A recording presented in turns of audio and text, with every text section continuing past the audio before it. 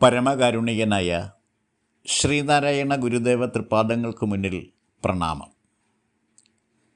ശ്രീനാരായണ ഗുരുദേവ തൃപ്പാദങ്ങളാൽ വിരചിതമായ കാളി നാടകം എന്ന കൃതിയുടെ വിശദമായ പഠനത്തിലേക്ക് നാം പ്രവേശിക്കുകയാണ്. ഈ കൃതിയിലെ വരികളെ 11 പാഠഭാഗങ്ങളായി വിഭജിച്ചുകൊണ്ടാണ് ഈ പഠന ക്ലാസ് അവതരിപ്പിക്കുന്നത്. അതിലെ ആദ്യത്തെ പാഠഭാഗത്തിൻ്റെ പഠനം ഇവിടെ സമാരംഭിക്കുന്നു.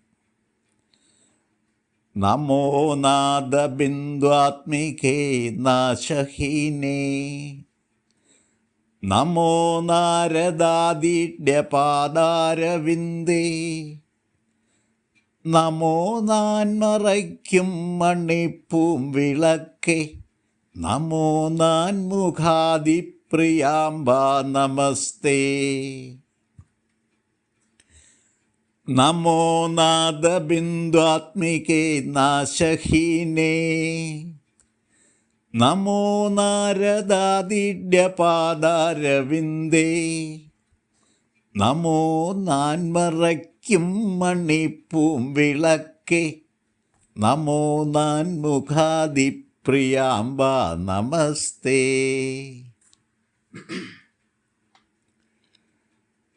നമോ എന്ന് പറഞ്ഞുകൊണ്ടാണ് ഈ 4 വരികളും സമാരംഭിക്കുന്നത്.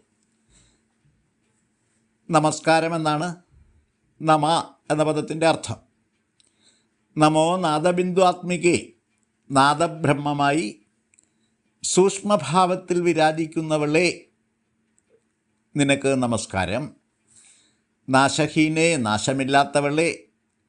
നാരദാദിഡ്യ പാദാരവിന്ദേ, നാരദൻ മുതലായ ദേവർഷികളാൽ പൂജിക്കപ്പെടുന്ന അല്ലെങ്കിൽ സ്തുതിക്കപ്പെടുന്ന പാദാരവിന്ദത്തോട് കൂടിയവളെ. നാൻമറയ്ക്കും മണിപ്പൂം വിളക്കേ. നാൻമറ ചതുർവേദങ്ങളാണ്. മറ എന്ന പദം തമിഴിൽ നിന്നും മലയാളം സ്വീകരിച്ചിട്ടുള്ള പദമാണ്. അതിന് വേദം എന്നാണ് അർത്ഥം. നാൻമറ എന്നുള്ളതിന് ചതുർവേദം, 4 വേദങ്ങൾ എന്നർത്ഥമാണുള്ളത്. അപ്പോൾ 4 വേദങ്ങൾക്കും മണിയും പൂവുമായി ചേർന്ന് വർത്തിക്കുന്നവളെ എന്നാണ് ഇവിടെ വിശേഷിപ്പിക്കുന്നത്. എന്ന് പറയാം പ്രകാശാത്മിക എന്നാണ് ഈ പ്രയോഗത്തിൻ്റെ അർത്ഥം. മണിപ്പൂം വിളക്ക് എന്നുള്ളതിൻ്റെ വ്യാഖ്യാനം വളരെ വിശദമായി തന്നെ നൽകുന്നതാണ്. നാൻമുഖാദിപ്രിയം പ്രിയാംബ, നാൻമുഖൻ മുതലായവർക്ക് പ്രിയപ്പെട്ട അമ്മയായിട്ടുള്ളവളെ. നാൻമുഖൻ ബ്രഹ്മാവാണ്. നമസ്തേ, നമസ്തേ എന്നുള്ള പദത്തെ തേ നമ എന്ന് ഇഴവിരിക്കുമ്പോൾ നിനക്ക് നമസ്കാരം എന്നർത്ഥം സിദ്ധിക്കുന്നു. ഈ ഭാഗത്തെ ഓരോ വരികളെയും വ്യാഖ്യാനിച്ച് മനസ്സിലാക്കാം. നമോ നാദബിന്ദുആത്മികേ നാശഹീനേ എന്ന് പറഞ്ഞുകൊണ്ടാണ് ഈ കൃതി സമാരംഭിക്കുന്നത്. നാദവും ബിന്ദുവും സമന്വയിക്കുന്ന സൂക്ഷ്മഭാവത്തെയും രൂപത്തെയും സ്വസത്തയാക്കി വിരാജിക്കുന്ന സൂക്ഷ്മസ്വരൂപിണി എന്നാണ് സംബോധനാ രൂപത്തിലുള്ള ഈ വരിയുടെ വാച്യാർത്ഥം. അറിവിൻ്റെ ശാബ്ദിക സ്വരൂപഭാവമാണ് നാദം. നാദരൂപത്തിൽ സംവേദനം ചെയ്യപ്പെടുന്ന അറിവിനെ വായ്മൊഴി എന്നാണ് വിശേഷിപ്പിക്കുന്നത്. വായ്മൊഴിയായി സംവേദനം ചെയ്യപ്പെടുന്ന അറിവ് ശ്രവണത്തിലൂടെയാണ് ഗ്രഹിക്കപ്പെടുന്നത്. അതുകൊണ്ട് ശ്രവണം നാദാത്മകമാണ്. അറിവിൻ്റെ സമസ്ത സ്വരൂപിണിയായ ദേവി തന്നെയാണ് നാദാത്മികയായി ശ്രവിക്കപ്പെടുന്നതും ശ്രവിപ്പിക്കപ്പെടുന്നതും എന്നുള്ള കാര്യം മനസ്സിലാക്കേണ്ടതാണ്. വായ്മൊഴി അക്ഷരക്കൂട്ടുകളായി മുദ്രണം ചെയ്യുമ്പോൾ അതിന് വരമൊഴിയുടെ ഭാവരൂപം സംസിദ്ധമായിത്തീരുന്നു. അക്ഷരലിപികളെല്ലാം ബിന്ദുക്കളുടെ യോഗമാണ്. ക്ഷരമില്ലാത്തത് എന്തോ അതാകുന്നു അക്ഷരം. വായ്മൊഴിയുടെയും വരമൊഴിയുടെയും യോഗമായി വിശ്വം മുഴുവൻ അദൃശ്യയായി നിറഞ്ഞു നിൽക്കുന്ന അക്ഷരബ്രഹ്മമായും ഗുരുദേവിയെ ഭാവന ചെയ്തിരിക്കുന്നു.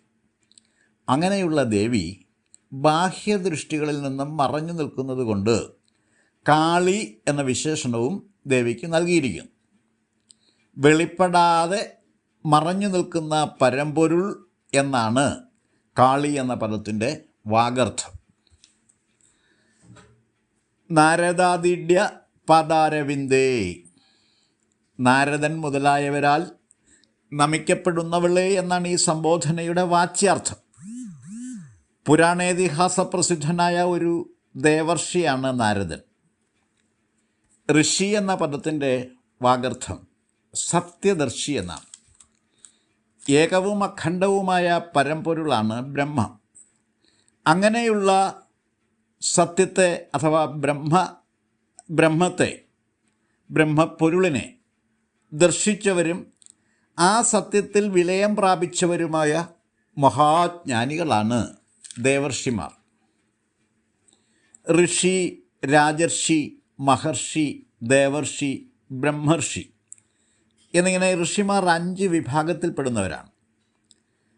സത്യാന്വേഷണ കുതുകികളും സത്യത്തെ ദർശിച്ചവരുമായ സാത്വികന്മാരാണ് സാധാരണ ഋഷിമാർ. അക്കൂട്ടർ തികഞ്ഞ ജ്ഞാനോപാസകന്മാരാണ്. രാജസഗുണപ്രധാനന്മാരായ ജ്ഞാനോപാസകന്മാരാണ് രാജർഷിമാർ. പുരാണപ്രസിദ്ധരായ വിശ്വാമിത്രൻ, ജനകൻ, ദശരഥൻ തുടങ്ങിയ രാജാക്കന്മാർ രാജർഷികളായിരുന്നു. മഹാഋഷി എന്നാണ് മഹർഷി എന്ന പദത്തിൻ്റെ വാഗർത്ഥം. സത്യദർശനത്തിലൂടെ മഹത്വം ആർജിച്ചെടുത്തവരാണ് മഹർഷിമാർ. ദേവർഷിമാരുടെ സ്ഥാനം മഹർഷിമാർക്ക് മുകളിലാണ്. ദർശിത സത്യത്തിൽ വിലയം പ്രാപിച്ച ജ്ഞാനസ്വരൂപന്മാരാണവർ. നാരദനും സനകാദികളുമൊക്കെ അക്കൂട്ടത്തിൽപ്പെടുന്നവരാണ്. അറിവ് വടിവാർന്ന ദേവർഷികളായിരുന്നു. നാരദാദികളാൽ പോലും വാഴ്ത്തപ്പെടുന്നവളാകുന്നു കാളി എന്ന് പറഞ്ഞിരിക്കുന്നതിൻ്റെ പൊരുൾ. അതായത് ദേവർഷിമാർ ജ്ഞാനസ്വരൂപന്മാരാണെന്ന് പറഞ്ഞല്ലോ. അപ്പോൾ അങ്ങനെ ജ്ഞാനസ്വരൂപന്മാരായിരുന്ന ദേവർഷിമാർ പോലും ദേവിയെ വാഴ്ത്തുന്നു എന്ന് പറഞ്ഞിരിക്കുന്നതിൻ്റെ പൊരുൾ അത് ശ്രദ്ധാപൂർവം മനസ്സിലാക്കാനാണ്. ദേവീ മാഹാത്മ്യത്തിൻ്റെ അപാരതയെ വെളിപ്പെടുത്തുന്നതിന് വേണ്ടിയാണ് ഗുരു ഈ പ്രയോഗം നടത്തിയിരിക്കുന്നത്. അദ്വൈതികൾ വാഴ്ത്തുന്ന പരബ്രഹ്മവും ദേവീ തത്വവും ഒന്നുതന്നെ എന്നാണ് ഈ പറഞ്ഞിരിക്കുന്നതിൻ്റെ സാരം. നാൻമറയ്ക്കും മണിപ്പൂം വിളക്കേ. ചതുർവേദങ്ങളാണ് നാൻമറ. 4 മറകൾ 4 വേദങ്ങളാകുന്നു എന്ന് സാരം. 4 വേദങ്ങളിലെയും സത്താസാരമായി ദേവിയെ ഗുരു വാഴ്ത്തിയിരിക്കുന്നു. അങ്ങനെയുള്ള ദേവിയെ മണിപ്പൂം വിളക്ക് എന്നുകൂടി വാഴ്ത്തി സ്തുതിച്ചിരിക്കുന്നു. പത്മവും പത്മരാഗവും സമന്വയിക്കുന്ന പ്രതീക വിളക്കാണ് മണിപ്പൂം വിളക്ക്. പത്മം അഥവാ താമര ഹൃദയപ്രതീകമാണ്. നവരത്നങ്ങളിൽ ഒന്നായ പത്മരാഗം ജ്ഞാനമൂല്യത്തെയാണ് പ്രതീകവൽക്കരിക്കുന്നത്. ഹൃദയപത്മവും പത്മരാഗവും സമന്വയിക്കുന്ന ദേവീ സ്വരൂപം ആത്മീയതയുടെയും ഭൗതികതയുടെയും മൂല്യ സമന്വയമായ പരമ്പൊരുളാണ്. നാൻമുഖാദി പ്രിയാംബ നമസ്തേ. സൃഷ്ടീശ്വരനായി പുരാണങ്ങളിൽ വാഴ്ത്തപ്പെട്ടിരിക്കുന്ന ബ്രഹ്മാവാണ് നാൻമുഖൻ. സ്ഥിതിപാലകനായ വിഷ്ണുവും സംഹാരമൂർത്തിയായ ശിവനും സൃഷ്ടീശ്വരനായ ബ്രഹ്മാവും മറ്റ് ദേവീദേവന്മാരും ഉപദേവന്മാരുമെല്ലാം അടങ്ങുന്ന ജ്ഞാനസ്വരൂപന്മാരെയാണ് നാൻമുഖാദി എന്നിവിടെ വിശേഷിപ്പിച്ചിരിക്കുന്നത്. ജ്ഞാനികളായ സർവർക്കും പ്രിയപ്പെട്ട ജ്ഞാനസ്വരൂപിണിയാകുന്നു കാളി എന്നാണ് ഈ പറഞ്ഞിരിക്കുന്നതിൻ്റെ അർത്ഥം. ഇത്രയും കാര്യങ്ങളാണ് ഈ പാഠഭാഗത്തെപ്പറ്റി വിശദീകരിക്കാനായിട്ടുള്ളത്. ഞാൻ എൻ്റെ വാക്കുകൾ ഉപസംഹരിക്കുന്നു. ഗുരുധർമ്മം ജയിക്കട്ടെ.